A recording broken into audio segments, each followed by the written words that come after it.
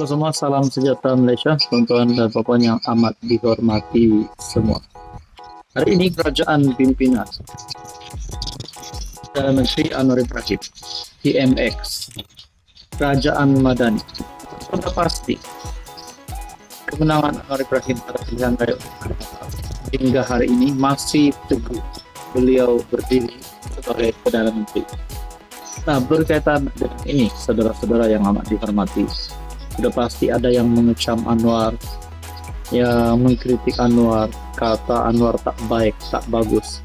Tapi pada hakikatnya ini satu perkongsian hari ini yang saya nak sampaikan kepada tuan-tuan dan puan, saudara-saudara semua. Ini satu kemenangan kerajaan ataupun kemenangan PMX yang pasti membuat musuh-musuh politik Anwar Ibrahim. Mungkin saja termasuk Mahathir, mungkin Muhyiddin Yassin. Nah, jangan sampai menangis pula melihat kehebatan Anwar ini. Saudara-saudara yang amat dihormati, kemenangan terkini kerajaan perpaduan yang saya nak kongsikan kepada Anda semua. Microsoft labur RM10,5 bilion dalam infrastruktur awan ataupun AI Malaysia. Nah, ini adalah satu kelebihan yang diterima oleh kerajaan, oleh negara Malaysia. Bila ada kelebihan ini, makna kata rakyat yang akan mendapat kelebihan.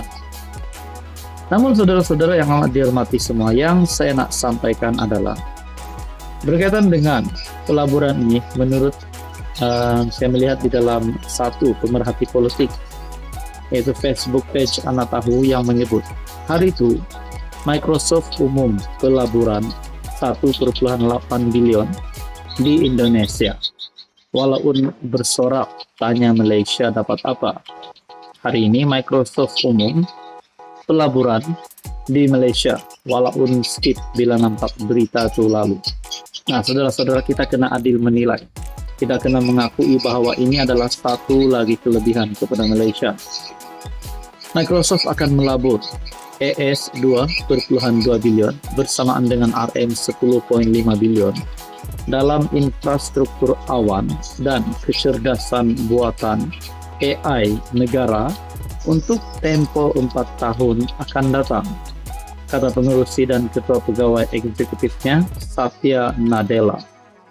Pelaburan itu termasuk membina infrastruktur digital, mewujudkan peluang kemahiran AI, menubuhkan pusat kecemerlangan AI nasional, dan meningkatkan keupayaan keselamatan cyber negara. Pelaburan itu menunjukkan komitmen Microsoft untuk membangunkan Malaysia sebagai hub kepada pengkomputeran awan dan teknologi maju yang berkaitan, termasuk AI generatif. Kami mahu memastikan bahawa kami mempunyai infrastruktur bertaraf dunia di negara ini, supaya setiap organisasi, pembangun perisian dan syarikat pemula niaga boleh menggunakannya. Bukan sahaja membina untuk negara, tetapi untuk dunia dan rantau ini. Katanya dalam ucap pertama pada Microsoft Build AI Day di sini hari ini, bertarik 2 Mei 2024. Nah, saudara-saudara yang amat dihormati semua, ini pasti satu kejayaan Anwar Ibrahim. Disangkakan Anwar Ibrahim lemah, disangkakan Anwar Ibrahim kalah. Rupanya ini adalah kemenangan Anwar Ibrahim yang pasti membuat musuh-musuh PMX meroyan menangis. Nah, saudara-saudara, sekian saja, teruskan bersama di dalam channel ini untuk info yang seterusnya.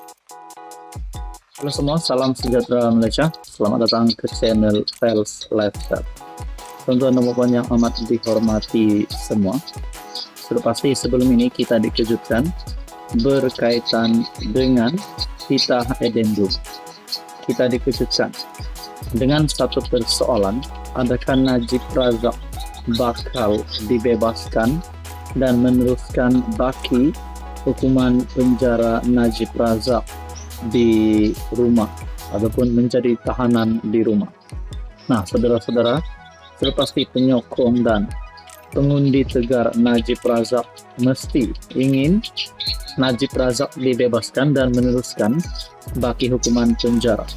Nah, berkaitan dengan isu ini adalah keputusan terkini yang saya lihat melalui artikel pada 2 Mei daripada Malaysia King, menyebut tahanan rumah buat Najib hina kedaulatan undang-undang. Adakah ini satu keputusan malang untuk Najib Razak? Teruskan bersama di dalam video ini untuk mendapatkan maklumat berkaitan dengan ini. Membenarkan tahanan rumah buat bekas Perdana Menteri Najib Razak akan menghina kedaulatan undang-undang, kata Project Stability dan Accountability untuk Malaysia ataupun Project Sama. Ini kerana Menteri Dalam Negeri belum membuat sebarang peraturan untuk membolehkan tahanan rumah, katanya dalam satu kenyataan. Jelasnya, Seksyen 43 Akta Penjara 1995 membenarkan mana-mana banduan dibebaskan atas lesen tertakluk kepada mana-mana peraturan yang dibuat oleh menteri. Membebaskan Najib atas nama tahanan rumah akan menjadi penghinaan terhadap kedaulatan undang-undang. Ia akan menjadi demonstrasi terang-terangan dui standard penguatkuasaan undang-undang paling teruk. Ia akan menjadi subversi terhadap raja berperlembagaan dan demokrasi berparlimen, subversi kepada asas negara Malaysia, kata Badan Pemerhati Reformasi institusi itu. Jika lampiran menggantikan hukuman Mahkamah Najib dengan tahanan rumah wujud, maka ini bertentangan dengan prinsip bahawa hanya boleh diubah oleh badan perundangan dan kerajaan yang dipilih tambahnya. Projek Sama merujuk kepada dakwaan perintah adendum yang dikeluarkan oleh bekas yang di-Pertuan Agong Al-Sultan Abdullah Riayatuddin Al-Mustafa Billah Shah pada Januari lalu dan afidavit timbalan Perdana Menteri Ahmad Zahid yang mengesahkan kewujudan dokumen itu. Najib memohon kebenaran untuk memaksa pelbagai wakil kerajaan, Menteri Dalam Negeri, peguam negara, lembaga pengampunan, kerajaan persekutuan dan beberapa responden lain untuk mengesahkan adendum diraja itu. Bagaimanapun, semakan oleh Malaysia kini mendapati peruntukan tahanan rumah ketika ini tidak wujud dalam Undang-Undang Malaysia. Pada Februari lalu, 2 Februari lalu, Lembaga Pengampunan mengurangkan hukuman penjara Najib daripada 12 tahun kepada 6 tahun dan mengurangkan denda daripada 210 juta kepada RM50 juta. Nah, saudara-saudara yang amat dihormati, adakah dengan ini Najib tidak punya harapan langsung untuk menjadi tahanan di rumah? Dan ada juga menyatakan bahawa mempersoalkan bahawa adakah hukuman penjara Najib boleh hukuman ataupun pengampunan Najib boleh ditarik balik. Nah, ini semua menjadi persoalan. Apa komentar Anda, tuan-tuan dan puan? Sekian saja, teruskan bersama di dalam channel ini untuk info yang seterusnya.